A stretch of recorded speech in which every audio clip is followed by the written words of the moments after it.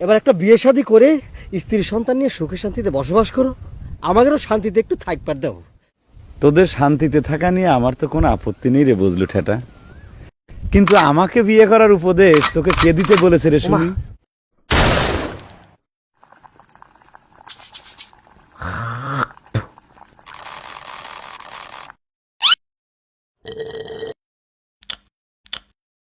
আমি এত ভালো রান্না কেন করি?